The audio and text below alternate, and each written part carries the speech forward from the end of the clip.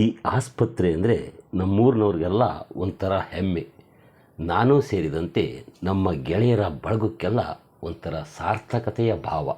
ಹೌದು ವೀಕ್ಷಕರೇ, ಇದು ತುಮಕೂರು ಜಿಲ್ಲೆಯ ಶಿರಾ ತಾಲೂಕಿನ ಗೌಡ್ಗೆರೆ ಹೋಬಳಿಯ ಪುರ್ಲಳ್ಳಿ ಭೂತಪ್ಪನ ಗುಡಿ ಹತ್ತಿರ ಇರುವ ಗೋಮಾರದಳ್ಳಿ ಪ್ರಾಥಮಿಕ ಆರೋಗ್ಯ ಕೇಂದ್ರ. ಈ ಆಸ್ಪತ್ರೆಗೆ 1 ಕಿಲೋಮೀಟರ್ ಸಮೀಪದಲ್ಲಿರುವ ಗೋಮಾರದಳ್ಳಿ ಒಂದು ಪುಟ್ಟ ಗ್ರಾಮ. ಒಂದು 50-60 ಮನೆಗಳಷ್ಟೇ ಆ ಊರಿನಲ್ಲಿವೆ. ಅಷ್ಟೊಂದು ಸರ್ಕಾರಿ ಸೌಲಭ್ಯಗಳೇ ಇಲ್ಲದ ಒಂದು ಕುಗ್ರಾಮ ಅಂದರೂ ಕೂಡ ಸರಿಯೇ. ಇವತ್ತಿಗೂ ಕೂಡ ಗೋಮಾರದಳ್ಳಿಗೆ ಬಸ್ ಸೌಲಭ್ಯ ಇಲ್ಲ.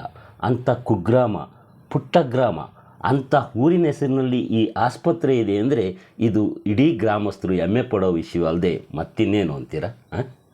ಇಡೀ ರಾಜ್ಯದಲ್ಲಿ ಅತ್ಯಂತ ಪುಟ್ಟ ಗ್ರಾಮವೊಂದಕ್ಕೆ ಆಸ್ಪತ್ರೆ ಮಂಜೂರಾಗಿದೆ ಅಂದರೆ ಅದು ಗೋಮಾರದಳ್ಳಿಯನ್ನು ಬಿಟ್ಟರೆ ಬೇರೆಲ್ಲೂ ಇರಲಿಕ್ಕಿಲ್ಲ ಅಂತ ನಾನಾದರೂ ಭಾವಿಸಿದ್ದೇನೆ.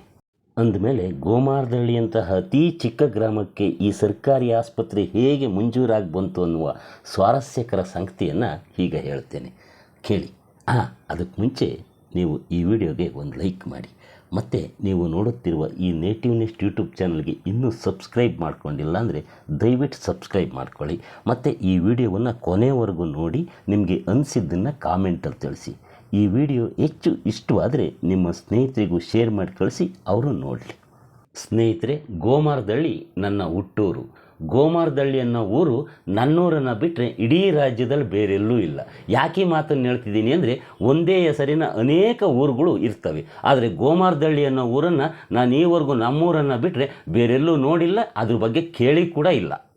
ಇಂಥ ನನ್ನೂರು ಮತ್ತು ಅಕ್ಕಪಕ್ಕದ ಕುಂಬಾರಹಳ್ಳಿ ಹಾಗೂ ಕೇರಂಗನಹಳ್ಳಿಯ ನೆಲದಲ್ಲೇ ಒಂದು ಅಪಾಯ ಇತ್ತು.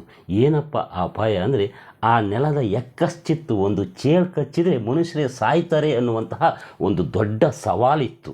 ಅಲ್ಲಿಯ ಚೇಳು ಕಚ್ಚಿದ ಎಲ್ಲರೂ ಸಾಯ್ತಿರಲಿಲ್ಲ ನಿಜ, ಆದರೆ ನಮ್ಮ ಕಣ್ಮುಂದೆನೇ ಒಂದಿಬ್ಬರು ಸತ್ತಿದ್ದು ಕೂಡ ನಿಜ. ಇದನ್ನು ಕೇಳಿ ಗಮನಿಸಿದ್ದ ನಾನು ಡಿಗ್ರಿ ಓದ್ತಿರಬೇಕಾದ್ರೆ ಸರ್ಕಾರಕ್ಕೆ ಈ ಹಳ್ಳಿಗಳ ಚೇಳು ಕಚ್ಚಿಯಾವೆ ಅಂತ ಒಂದು ಲೇಖನ ಕೂಡ ಬರೆದಿದ್ದೆ. ಯಕ್ಕಶ್ಚಿತ್ ಈ ಚೇಳಿನ ಅಪಾಯದಿಂದ ನಮ್ಮ ಊರುಗಳು ರಕ್ಷಿಸ್ಕೊಳ್ಬೇಕಾದ್ರೆ ಒಂದು ಆಸ್ಪತ್ರೆ ಅತ್ಯಂತ ಅಗತ್ಯ ಇದೆ ಅಂತ ನನಗಾಗಲೇ ಅನ್ನಿಸ್ತಿತ್ತು. ಹೀಗಾಗಿ ಈ ಗ್ರಾಮಗಳಿಗೆ ವಿಷಕಾರಿ ಚೇಳಿನಿಂದ ಮುಕ್ತಿ ಕೊಡಿಸುವಂತೆ ಒಂದು ಹೋರಾಟವನ್ನು ರೂಪಿಸ್ತಾ ಇದ್ದೆ. ಜೊತೆಗೆ ಮಾಧ್ಯಮ ಸ್ನೇಹಿತರು, ಕನ್ನಡಪ್ರಭ ವರದಿಗಾರರಾದಂತಹ ಉಗಮ ಶ್ರೀನಿವಾಸು, TV9 ವರದಿಗಾರ ಚಂದ್ರಮೋಹನ್, ಹವ್ಯಾಸಿ ಬರಹಗಾರ ಮಲ್ಲಿಕಾರ್ಜುನ್ ಮತಿಘಟ್ಟ, ಇವರು ಕೂಡ ಈ ನನ್ನ ಹೋರಾಟಕ್ಕೆ ತಕ್ಕಂತೆ ಲೇಖನಗಳನ್ನು ಬರೆದರು, ವರದಿಗಳನ್ನು ಮಾಡಿದರು. ಇದೆಲ್ಲದರ ಫಲವಾಗಿ ಕೊನೆಗೂ ಈ ಆಸ್ಪತ್ರೆ ನಮ್ಮೂರಿಗೆ ಬರುವಂತಹ ದಿನ ಬಂದೇ ಬಿಡ್ತು ನೋಡಿ. ಆಗಿದ್ದೇನಪ್ಪ ಅಂದರೆ ಆಗ BJP ಮತ್ತು JDSನ ಜಂಟಿ ಗೌರ್ಮೆಂಟ್ನ ಮುಖ್ಯಮಂತ್ರಿಯಾಗಿ ಕುಮಾರಸ್ವಾಮಿ ಇದ್ದರು. ಅವರಾಗ ಗ್ರಾಮ ವಾಸ್ತವ್ಯ ಅಂತ ಹಮ್ಮಿಕೊಳ್ತಿದ್ರು. ಒಮ್ಮೆ ನಮ್ಮ ಶಿರಾ ತಾಲೂಕಿನ ವನಗಾನಹಳ್ಳಿಯಲ್ಲಿ ಗ್ರಾಮ ವಾಸ್ತವ್ಯ ಹಮ್ಮಿಕೊಂಡಿದ್ರು. ಅದಕ್ಕೆ ಬರುವ ಮುನ್ನಾ ದಿನ ಕನ್ನಡಪ್ರಭದಲ್ಲಿ ಉಗಮ ಶ್ರೀನಿವಾಸು ಈ ನಮ್ಮ ಊರಿನ ಚೇಳಿನ ಸಮಸ್ಯೆಗಳ ಬಗ್ಗೆ ಒಂದು ಲೇಖನವನ್ನು ಬರೆದರು. ಆ ಲೇಖನವನ್ನು ಓದಿದಂತಹ HD ಕುಮಾರಸ್ವಾಮಿ ಅವರು ಬೆಂಗಳೂರಿನ ಯಾವುದೋ ಒಂದು ಕಡೆ ಯಾವುದೇ ಜನ ಹೋಗದೇ ಇದ್ದಂತಹ ಒಂದು ಆಸ್ಪತ್ರೆಯನ್ನು ಲೆಕ್ಕ ಶೀರ್ಷಿಕೆ ಸಹಿತ ನಮ್ಮೂರಿಗೆ ಮಂಜೂರು ಮಾಡಿ ನಂತರ ಶಿರಾ ತಾಲೂಕಿನ ವನಗಾನಹಳ್ಳಿ ಗ್ರಾಮ ವಾಸ್ತವ್ಯಕ್ಕೆ ಬಂದರು. ಹೀಗಾಗಿ ಈ ಆಸ್ಪತ್ರೆ ಕುಮಾರಸ್ವಾಮಿ ನಮ್ಮೂರಿಗೆ ತಂದುಕೊಟ್ರು.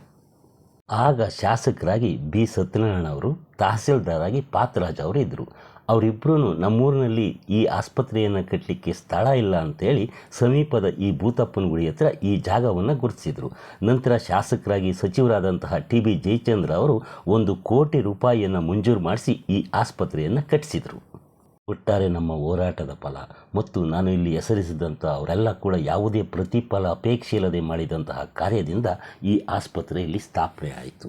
ಇನ್ನು ಈ ಆಸ್ಪತ್ರೆಗಿರುವ ಸಮಸ್ಯೆಯ ಬಗ್ಗೆ ಮತ್ತು ಈ ಆಸ್ಪತ್ರೆಗೆ ಆಗಬೇಕಾಗಿರುವಂತಹ ಸೌಲಭ್ಯದ ಬಗ್ಗೆ ಮುಂದಿನ ವಿಡಿಯೋದಲ್ಲಿ ಹೇಳ್ತೇನೆ.